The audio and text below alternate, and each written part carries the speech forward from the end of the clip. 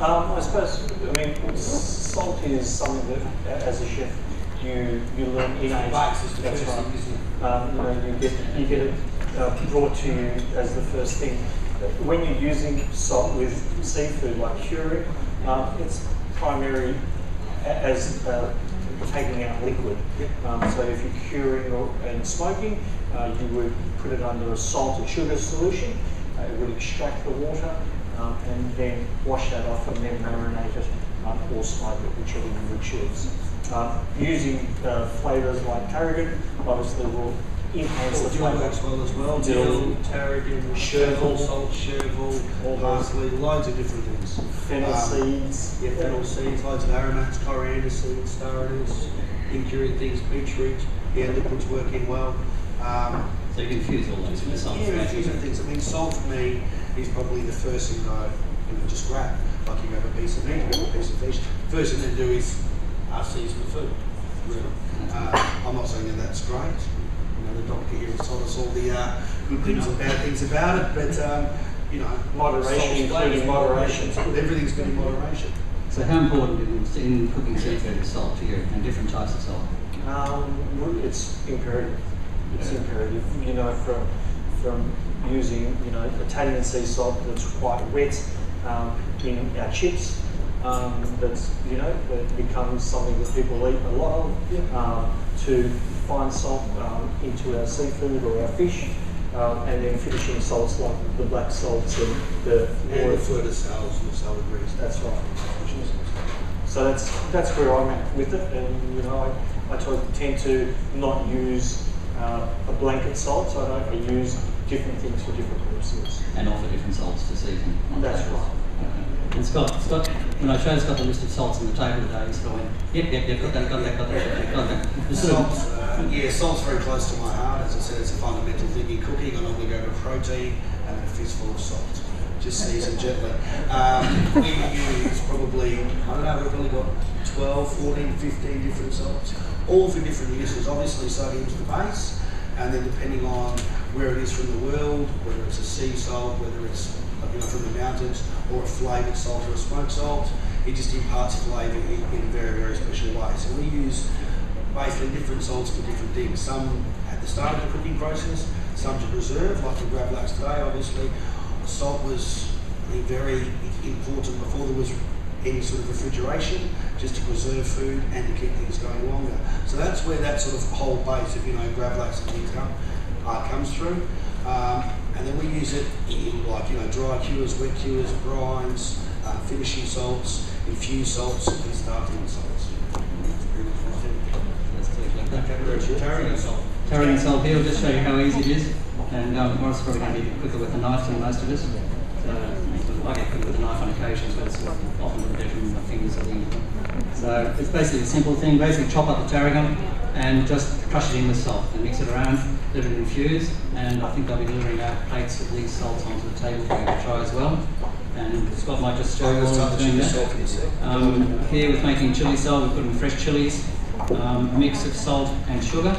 And thank you, Russell, for showing off the salt before it's actually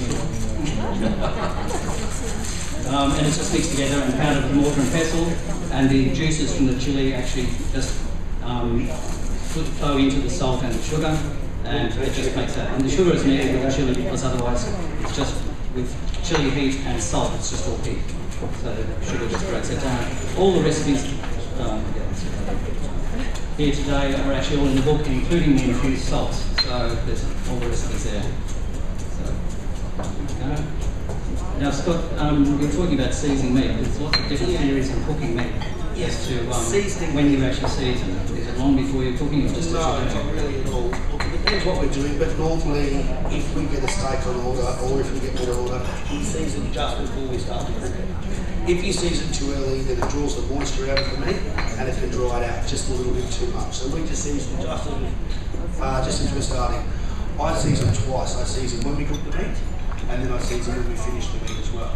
So normally if I carve the meat too, or I'm using different salt, maybe a fluid salt, and I'll just finish with the sodium on top. Just do that sort of that kick on so the salt becomes a feature of the dish.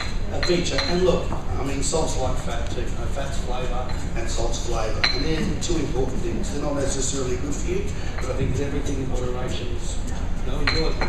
It's fantastic. With salt, certainly it's just a matter of how much you use. And we're talking, Russell Peach, who's just been talking about salt. His next thing, and sort of just brought it up, is actually fat. So he's actually going to the study of what fat and muscle. There we go. Little plug for the next book. That's a marvellous thing. I always love people who say they're vegetarian and they go out and eat yum cha, seafood yum cha, because usually the flavouring component in really for yum cha is actually a little bit of pork fat. Yeah. So, but anyway, we're on salt. That's it. Anyway, salt, chili salt, very, very simple. Get sidetracked.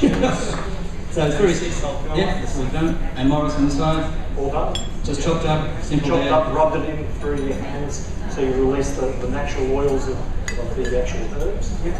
So the very imperative, you just leave all the flavour on the board, put it into the salt, rub it in, and really get the natural oil of the herbs. Now, there's something like that where she'd sort of like rush on the fish or rub on too, or finish with or something. Yeah, I mean, just using it appropriately for what you're using. I'm not a huge salt eater. I don't gorge on salt, and I don't over-season. Our guests at the restaurant are not huge fans of lots of salt. They tend to complain when the fish is over-salted, or even just a little bit too much. So we let a lot of our guests do the finishing at the table. And so they finish themselves, like the doctor was saying earlier, which is probably actually remove 80% of the sodium from your diet just by finishing it in. And I find that the guests tend to finish it off themselves anyway. Well, they do. It becomes a little bit of a natural thing, doesn't it? It becomes a bit of a habit. It's like, especially with older people, if you look at them, the first thing that they do when the meal arrives in front of them is reach for the salt and the pepper, and they haven't even tried it. It's really interesting. I grew up with, my father was 55 when I was born, so it was like a double generational shift. And one of the things that I spoke about with Fritz when we first talked about the salt thing was I remember when his meal was served, he would actually take salt out of a little salt serve and pour it on the side of his plate. And then all of a sudden, in the next sort of generation, that disappeared.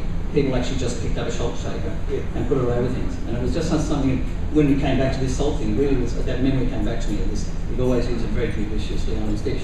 And I think that's what this is all about with fine salts now. The flavours, the finishing, you're just using the amount that you need to. Yeah, just